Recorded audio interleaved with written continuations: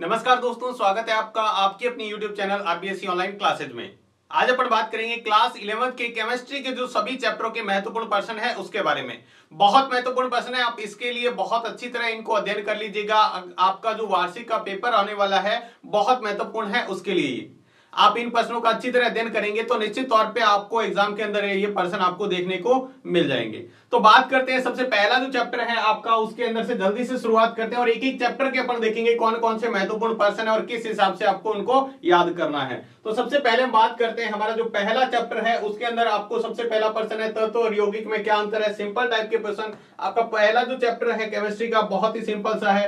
पहला हम प्रश्न की बात करें तो है तत्व और यौगिक में अंतर क्या है, difference between element and compound. दूसरा जो प्रश्न है द्रव्यमान तथा भार में अंतर, क्या बताना है आपको, मास और वेट में डिफरेंस बताना है।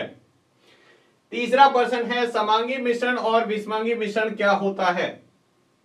Homogeneous mixture and heterogeneous mixture क्या होता है, उस दोनों में आपको डिफरेंस बताना है। अगला चौथा प्रश्न है द्रव्यमान संरक्षण का नियम आपको समझाना है। मास कंजर्वेशन लॉ बहुत महत्वपूर्ण है आपको पहले चैप्टर के अनुसार।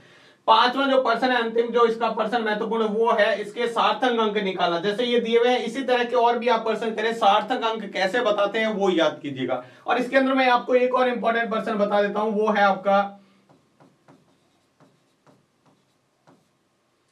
जो मोलर द्रव्यमान है, कौन सा मोलर द्रव्यमान निकालना आपको आना चाहिए। मोलर द्रव्यमान, कोई आपको कंपाउंड दे देगा उसका मोलर द्रव्यमान आप कैसे निकालते हैं वो आपको निकालना आना चाहिए। ये भी बहुत महत्वपूर्ण है, ये भी आप निकालना सीख लें। नॉर्मल जो आपके क्वेश्चन है उसके अंदर से किसी भी यौगिक का आपको मोलर द्रव्यमान पूछा जा सकता है, तो इसको भी अच्छे से तैयार कर लीजिएगा। तो ये है आपके चैप्टर फर्स्ट के महत्वपूर्ण प्रश्न, इनको आप अच्छी तरह तैयार कर लीजिएगा ताकि आप इसके अंदर आने वाले क्वेश्चन को आसानी से सॉल्व कर पाए। सेकंड जो चैप्टर है, सेकंड चैप्टर के अंदर हम बात करें तो दूसरे चैप्टर के अंदर हम बात करते हैं तो हमारा जो प्रश्न है वो है पहला, परमाणु क्रमांक तथा परमाणु द्रव्यमान में अंतर लिखना है। क्या लिखना है, अंतर लिखना है या डिफरेंस लिखना है। ध्यान रखना यहां पर डिफरेंस है, यहां पर ध्यान रखना डिफरेंस लिखना है, अंतर लिखना है। यहाँ पे ये थोड़ा सा देख लीजिएगा, अंतर लिखा हुआ है, डिफरेंस लिखना है। The difference between, right the difference between क्या है, atomic number and atomic mass के अंदर। दूसरा है अवबोह सिद्धांत, क्या है अवबोह सिद्धांत, अवबोह प्रिंसिपल आपको लिखना है, बहुत महत्वपूर्ण है। नेक्स्ट प्रश्न है हुंस का नियम क्या है, हुंस रूल क्या है।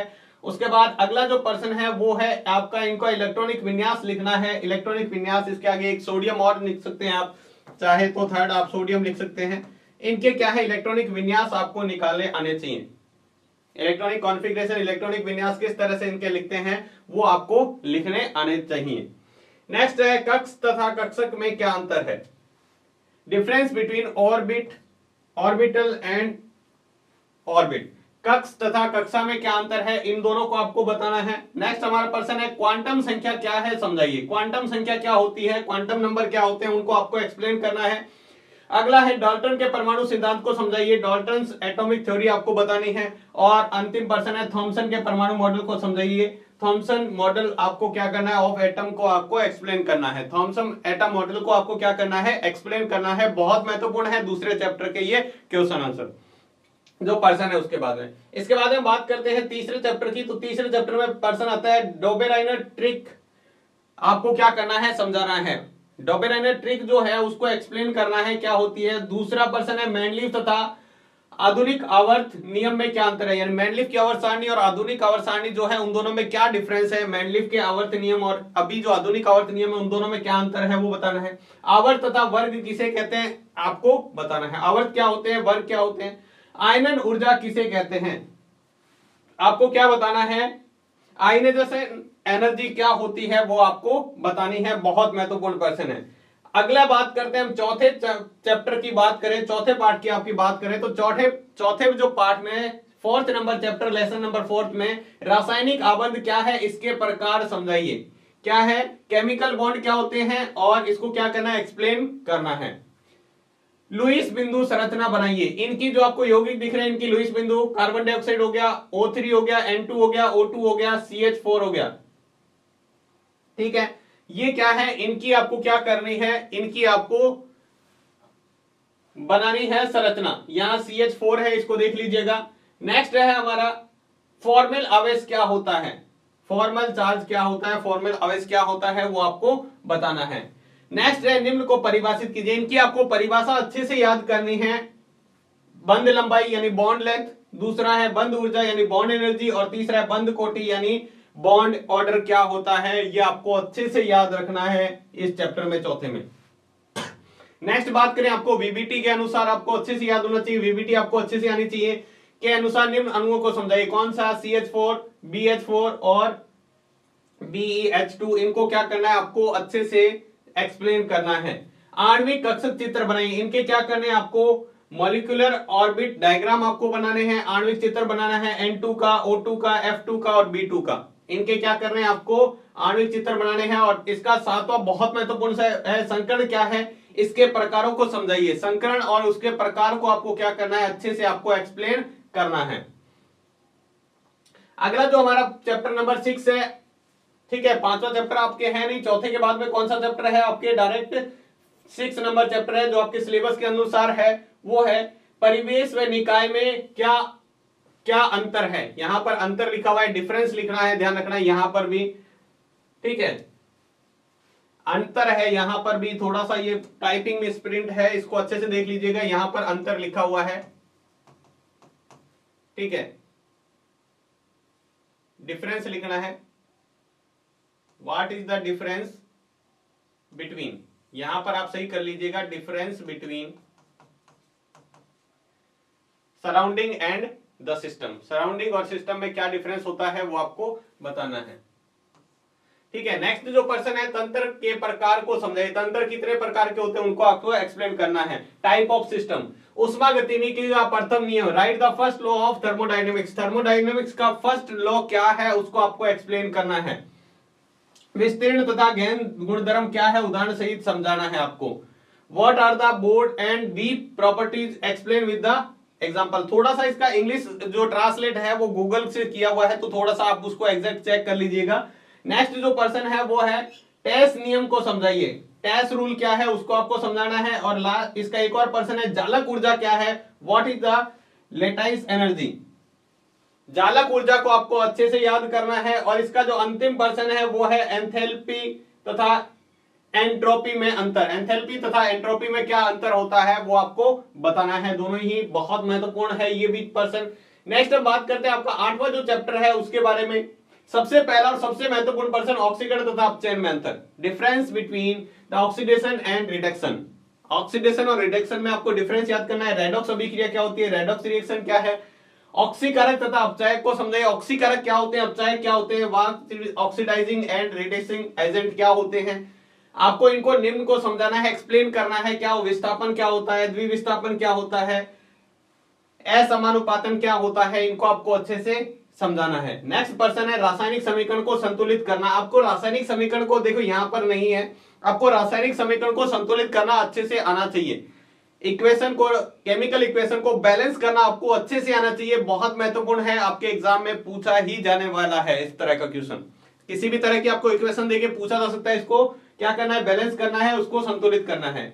आगे है मानक विभव, विद्युत विभव क्या है आपको बताना है। स्टैंडर्ड इलेक्ट्रिक पोटेंशियल क्या होता है, मानक विद्युत विभव क्या होता है उसको आपको बताना है।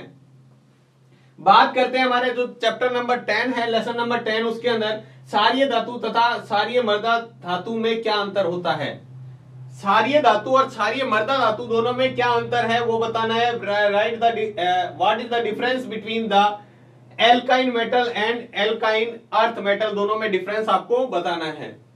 अगला है वर्ग संख्या 2 में सेकंड में तत्वों को क्षारीय मृदा धातु क्यों कहते हैं, ये आपको बताना है। जो वर्ग संख्या 2 में आने वाले जो तत्व हैं उनको क्षारीय मृदा धातु क्यों कहते हैं आपको बताना है। लिथियम क्षारीय धातुओं में से कौन कौन से लिथियम क्षारीय धातुओं से कौन कौन से भिन्न गुणधर्म प्रदर्शित करती है। लिथियम में क्षारीय धातु के अलावा कौन से गुणधर्म है वो आपको बताने हैं। अगला है क्या होता है जब वर्ग फर्स्ट के तत्व ऑक्सीजन के साथ क्रिया करते हैं। जो वर्ग पहले वर्ग में जो तत्व आते हैं अगर उनकी ऑक्सीजन से अभिक्रिया कराते हैं तो क्या होता है वो आपको बताना है। उसके बाद है लिथियम व मैग्नीशियम की समानता लिखिए। लिथियम और मैग्नीशियम में क्या समानताएं हैं, क्या सिमिलरिटीज है, वो आपको बतानी है, क्या रिलेशन है इसके अंदर। निम्न को समझाइए, आपको इसको एक्सप्लेन करना है। वॉशिंग सोडे को और बेकिंग सोडे को, बहुत महत्वपूर्ण है। वॉशिंग सोडा और बेकिंग सोडा बहुत महत्वपूर्ण, आपके एग्जाम की दृष्टि से अच्छी से तैयार कर लीजिएगा। सेकंड है वर्ग सेकंड की आईपी वर्ग फर्स्ट से अधिक होती है। जो वर्ग सेकंड की आईपी है वो फर्स्ट से अधिक होती है, क्यों होती है ये आपको बताना है। अगला है बेरिलियम तथा एल्यूमिनियम की समानता लिखिए। बीई तथा एल की समानता क्या होती है वो आपको बतानी है। दोनों में क्या समानता है, सिमिलरिटीज है, वो आपको बतानी है। अगला 10वां प्रश्न है पीओपी क्या है, प्लास्टर ऑफ पेरिस क्या होता है, नॉर्मल आपको पता है क्या है। अगला है सीमेंट का रासायनिक संगठन लिखिए। सीमेंट का रासायनिक संगठन आपको अच्छे से एक्सप्लेन करना है। फिर से अभिक्रिया दी हुई है, आपको इनको क्या करना है, पता नहीं है कौन से प्रकार की अभिक्रिया है यहाँ पे शायद।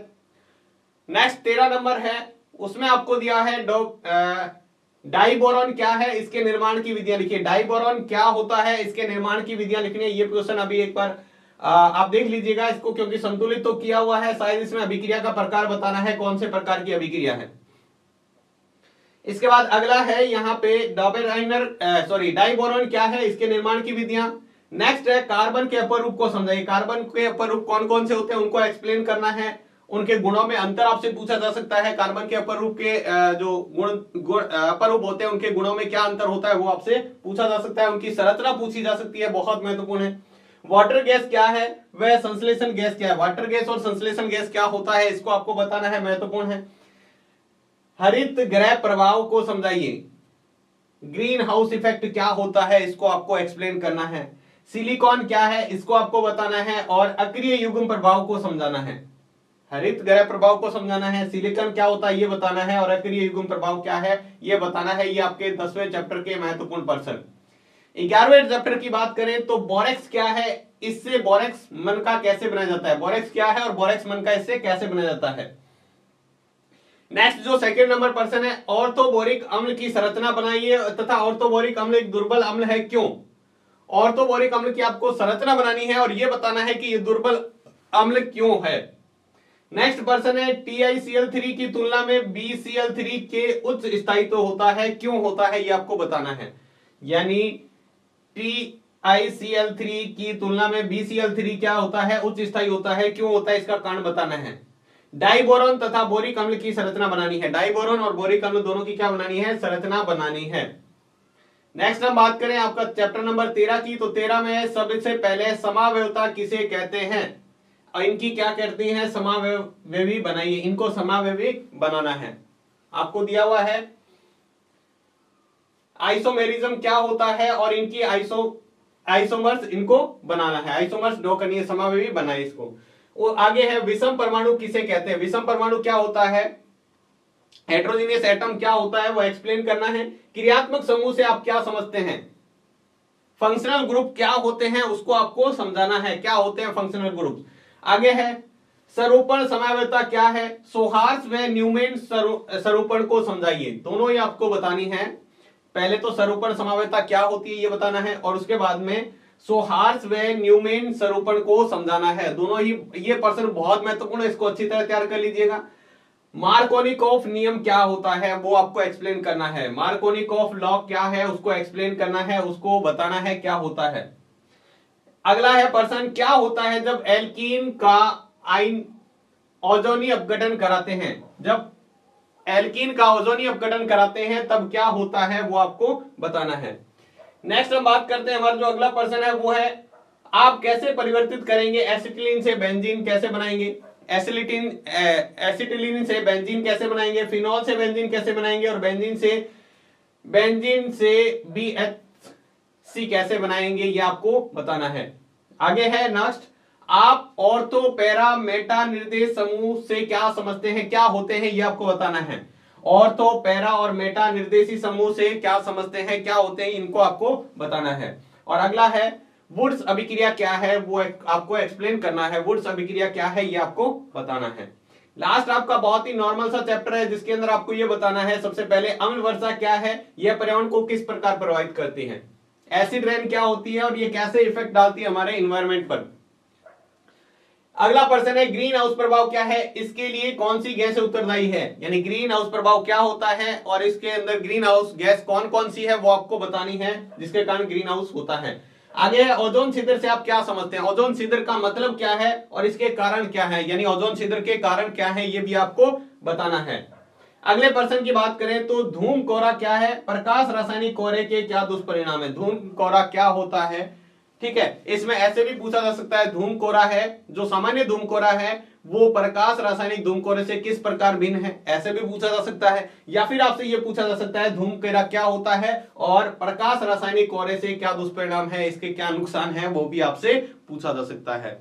तो मेरे हिसाब से अगर आप इन प्रश्न के क्वेश्चन का आंसर अच्छे से तैयार कर लेते हो तो इनसे बाहर आपको नहीं देखने को मिलेगा। तो आप इन प्रश्नों का उत्तर अच्छी से तैयार कर लीजिएगा, निश्चित तौर पे आपको एग्जाम के अंदर बहुत फायदा होने वाला है। फिर से मैं कह रहा हूं अगर आपका टारगेट बहुत बड़ा है और आप अच्छे नंबर लाना चाहते हैं और आप ये सोच रहे हैं कि 95 90 प्लस लाना चाहते हैं तो फिर आप इसके अलावा भी आपको पूरा चैप्टर कवर करना पड़ेगा।